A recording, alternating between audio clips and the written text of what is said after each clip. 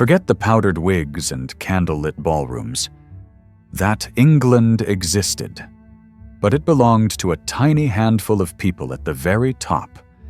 For everyone else, the coal heavers, the fishwives, the gin-soaked weavers, and the children who swept chimneys before sunrise, Georgian England was something else entirely.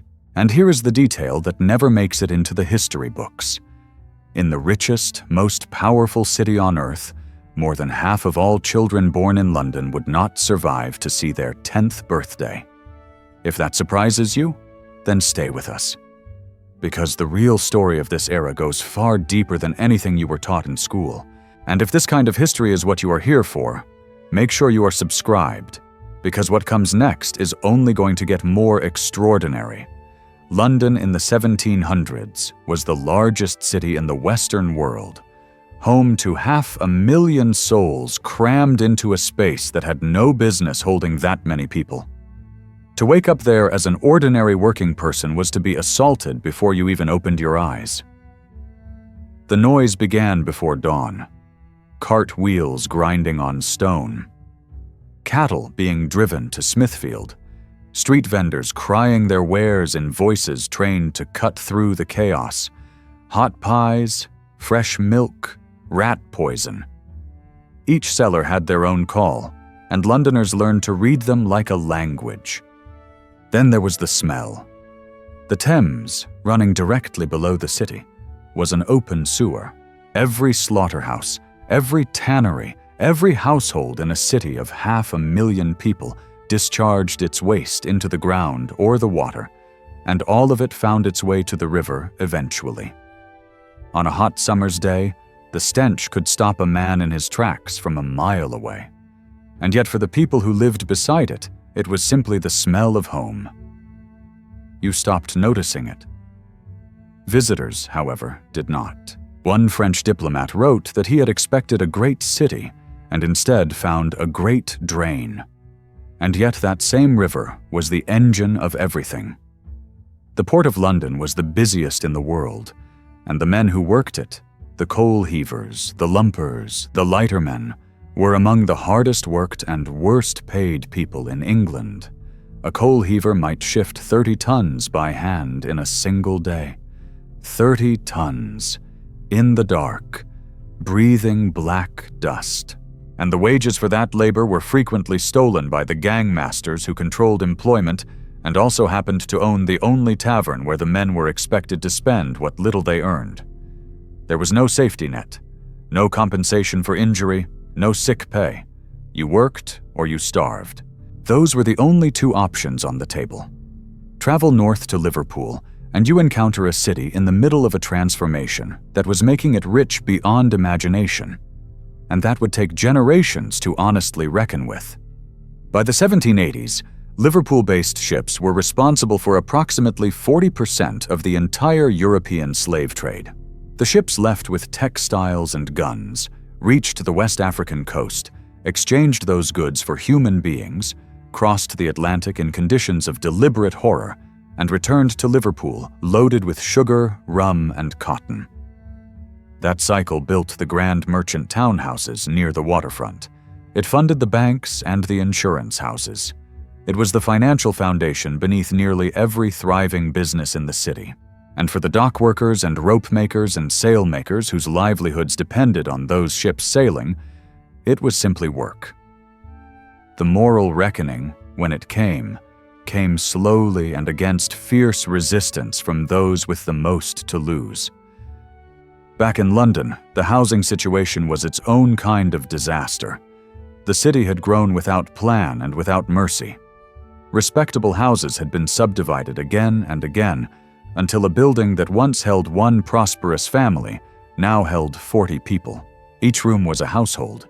The middlemen who controlled these properties extracted weekly rents that ensured their tenants could never save enough to leave. The rookeries, St. Giles in the Fields, just north of Covent Garden being the most infamous, were places of such density and desperation that daylight never fully reached the streets below. Water came from communal pumps that were often contaminated. Rats bit sleeping children, and yet communities formed there, as communities always do, People looked after each other, celebrated together, mourned together.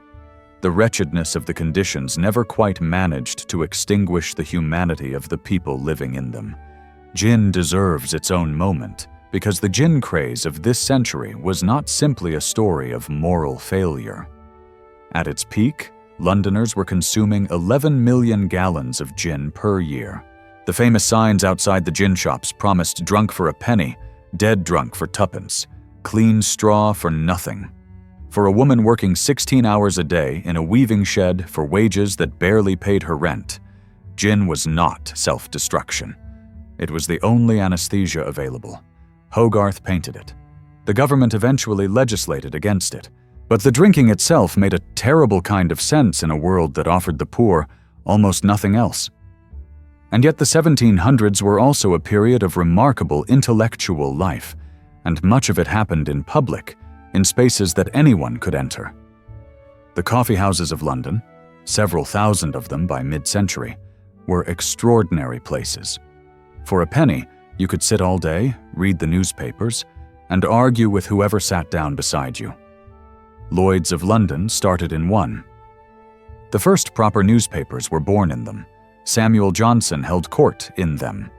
They were loud, democratic, and full of bad information and genuine brilliance in roughly equal measure. Not so different, perhaps, from certain corners of the internet today. The theaters were similarly alive. At Drury Lane and Covent Garden, the pit, the standing area in front of the stage, was filled with apprentices and servants and working people who had absolutely no intention of being passive observers. They shouted, they threw things, they demanded their favorite songs be sung again, and they got them because the actors were wise enough to understand which part of the audience actually mattered. Public execution drew the largest crowds of all. Tyburn, in what is now the northeast corner of Hyde Park, was where London came to watch the gallows do their work. Tens of thousands attended major hangings. Grandstands were built. Vendors sold food and drink. The condemned were expected to die well, to deliver a brave final speech. And those who did were sometimes celebrated as folk heroes, their last words printed and sold in the streets as ballads. It was brutal spectacle, yes, but in a world where death was a daily presence, where smallpox might take 3 of your children before you turned 30, the execution ground was also the place where society made its rules visible and its fears manageable. It was theater in the oldest and most serious sense of the word. Medicine in this era was more likely to harm you than to help you.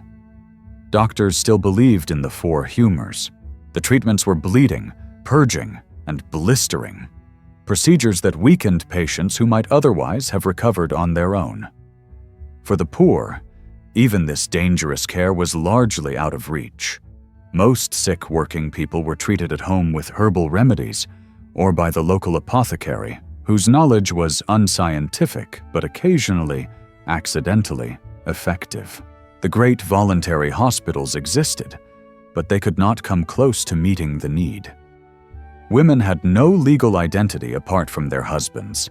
They could not own property or sign contracts. Their wages belonged to their husbands by law. And yet they ran businesses, managed markets, worked as midwives and nurses, and formed the backbone of the textile trades in both cities. The fishwives of Billingsgate were so formidable in their language and their temper that their name became a permanent entry in the English dictionary. Formal power was almost entirely denied to them. Actual power was something they found ways to exercise regardless. Children worked, from the age of 5 or 6, as soon as small hands could be put to use. Chimney sweeps, lace makers, workshop hands.